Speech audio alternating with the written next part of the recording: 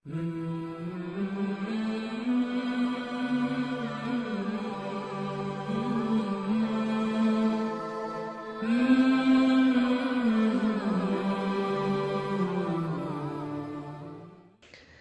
الكريم، إلا بغيتي تكون لك مراتك فاطمة الزهراء يكون لها أنت علي بن أبي طالب.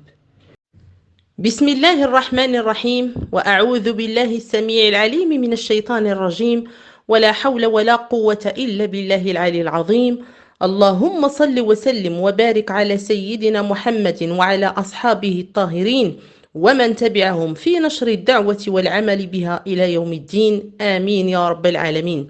أخواتي إخواني متابعي قناة نساء الجنة، أسأل الله سبحانه وتعالى أن يجعلنا من أهل الجنة العليا يا رب يا كريم. تكلمنا أخواتي وإخواني في الله في الحلقة الماضية على حقوق الزوج على الزوجة تاعته، وأن الزوج هو جنتها أو نارها. وتكلمنا كذلك على أن رضا الزوج على الزوجة تاعته هو من رضا الله سبحانه وتعالى. لكن من خلال هذه الحلقة جاءني واحد التعليق من أخت من أخواتي في الله جزاهم الله خيرا، كتقول فيه: لكن أستاذة، شنو كتقولي في الزوج اللي ما كيعطيش الوقت للزوجة ديالو وما كيعيرش ليها حتى شي اهتمام؟ نعم أخواتي وإخواني، راه كيما كيتسال الزوج الحقوق للزوجة تاعته، فإن الزوجة كذلك كتسال حقوقها للزوج تاعها. النساء شقائق الرجال.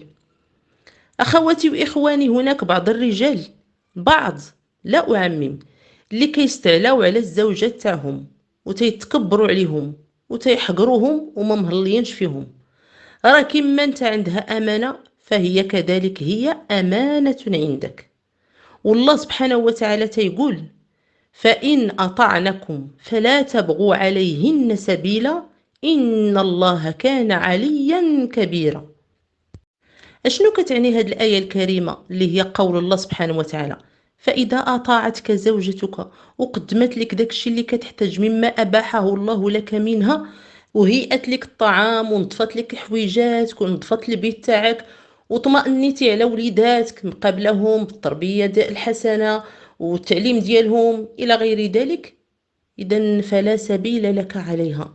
يعني ما خصكش تهينها، ما خصكش تحقرها، ما خصكش تحقرها. فإن الله سبحانه وتعالى كيقول: فإن الله كان عليا كبيرا. هذا راه تهديد للرجال المتزوجين إذا بغوا على الأزواج ديالهم وآذوهم وما معتبرينهمش وهجروهم وظلموهم من غير سبب. فالله سبحانه وتعالى هو العلي الكبير، الله هو الولي تاعهم وهو المنتقم ممن ظلمهن، فلا تؤذوهن بارك الله فيكم. والطاعة أخواتي وإخواني راه كتجيب الطاعة مثلها. كما بغيتي تطيعك الزوجة تاعك وتلبي الرغبات ديالك والواجبات ديالك بأحسن وجه، فهي الأخرى عليك تشد لها الخاطر وتعامل معها بالليونة وبالهدوة، وعندها الحق تدافع على راسها. ماشي الطاعة أنها ما تتكلمش، ما تشكيش، ما تآمرش، ما تنهيش. حتى هي عندها حقوقها على الزوج تاعها. فقد سأل رجل النبي صلى الله عليه وسلم فقال له: يا رسول الله، ما حق المرأة على زوجها؟ هذا واحد السيد كيسول سيدي النبي صلى الله عليه وسلم على الحقوق تاع الزوجة تاعته عليه هو. إيوا اسمع أيها الزوج للوصية ديال سيدي النبي صلى الله عليه وسلم على مراتك. فقال له النبي صلى الله عليه وسلم: أن تطعمها إذا طعمت، وتكسوها إذا اكتسيت، ولا تضرب الوجه، ولا تقبح، ولا تهجر إلا في البيت. الله أكبر. قال لي سيدي النبي صلى الله عليه وسلم: كتسالك مراتك حق النفقة، أي حاجة خاصها إلا كانت في المستطاع ديالك، من الكسوة ديالها، من الطعام ديالها، من الشراب ديالها، من الطبيب ديالها، من الدواء، من كل شيء اللي انت في المستطاع ديالك. وتيقول لك سيدي النبي صلى الله عليه وسلم: وما تضربهاش، وتجنب الوجه إلا كاع كانت شي خلافات ولا نقاشات، ولا تقبح، يعني ما توجه لها الكلام خايب، يعني من السب والشتم، وتسب لها والديها وتسبها هي وتجرحها وتجرح المشاعر ديالها والأنوثة تاعها. كل شيء هذا الشيء ما كيبغيش الإسلام وما كيبغيش الله سبحانه وتعالى وسيدنا رسول الله. ولا تهجر إلا في البيت. اشنو كيعني هذا؟ كيقول لك سيدي النبي صلى الله عليه وسلم: ما تهاجرش مراتك في حالة النشوز الا نشزات عليك ولا الا دارت لك شي حاجة مثلا غضباتك. ما تهاجرهاش من غرفة لغرفة، انما الهجر تيكون في الفراش حتى ترجع عاوتاني الماء لمجاريها حتى تصالحوا. لان الزوجة راه كتحتاق الرجل اللي كيدير مع هاد المعاملات الخايبة. يعني ما تيعاملهاش مزيان، ما تيعطيهاش الوقت، ما تيصرفش عليها، كيصرف الاموال خارج البيت وكيخليها هي محتاجه ومخصوصه. ومثل هاد المعاملات الخايبه ما خصها شي تكون منك انت كزوج ولا منها هي كزوجه. النبي صلى الله عليه وسلم راه كيتهلا في عيالاته وتيخرجهم، وراه المراه تاعك كتسالك حتى حق المتعه، مره تخرجها ما فيها باس، تمشي معاها نتايا، تمشي عند والديها تعطيها الصير ديالها ووليداتها اللي هما ولادك. النبي صلى الله عليه وسلم كيعامل عيالاته معامله حسنه. ما عمرو سيدي النبي صلى الله عليه وسلم يعني سمعوا منه عيالاته شي كلام خايب ولا شي حاجه اللي كتجرحهم ابدا. النبي صلى الله عليه وسلم ما كيسبش، ما كيضربش، ما كيعاير. ايوا نخذوا العبره من حبيبنا رسول الله صلى الله عليه وسلم. والنبي صلى الله عليه وسلم ما عمرو عاب شي ماكله تكون محروقه ولا تكون مالحه، عجبته الماكله غياكلها، ما عجبتوش غادي ينوض ويخليها. بعض الرجال قربالة غادي تنوض على ديك الماكله، الا ما تقداتش، الا ما تصوباتش، الا تحرقات، الا نخذوا العبره من سيدنا النبي صلى الله عليه وسلم. استوصوا بالنساء خيرا، استوصوا بالنساء خيرا، هذا امر من رسول الله صلى الله عليه وسلم لكل زوج.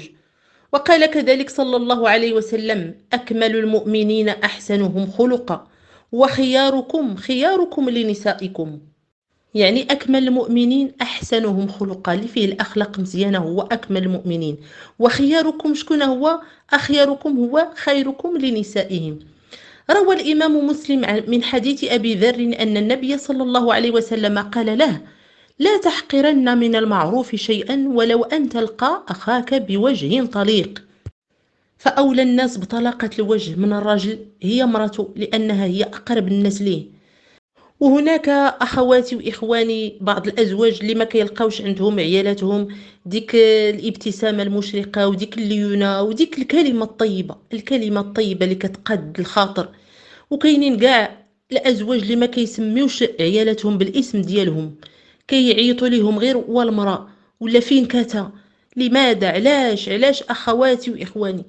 فيا أخي الكلمة الطيبة راه صدقة، والمعاملة الطيبة فيها أجر وثواب. على الزوجة ديالك اللي هي شريكة حياتك وشريكة الهموم تاعك ومشاكلك، هي أولى أن تسمعها الكلام الطيب اللي كتسمعوا الأصدقاء ديالك والأصحاب ديالك خارج البيت. سمعوا الارتقاء في المعاملة الطيبة الحسنة تاع سيدي النبي صلى الله عليه وسلم مع مرته أمنا عائشة رضي الله تعالى عنها. ما قالش لهم لا تؤذوها، إنما قال لهم لا تؤذوني في عائشة. قال لهم ما تأذونيش في عائشة، ما تأذونيش أنا في عائشة، لأن المحب كيتأذى مع المحبوب تاعو. والله أعلى درجة المحبة وأسلوب المعاملة. أخي الكريم، إلا بغيتي تكون لك مراتك فاطمة الزهراء، يكون لها أنت علي بن أبي طالب. جعل الله في قلوبكم المحبة والمودة والرحمة، ودامت لكم السعادة، نحن وإياكم وجميع المسلمين والمسلمات. والسلام عليكم ورحمة من الله وبركاته. السلام عليكم. لا تنسوا الاعجاب بالفيديو والاشتراك في القناة تشجيعا لنا لنستمر بنشر المزيد إن شاء الله.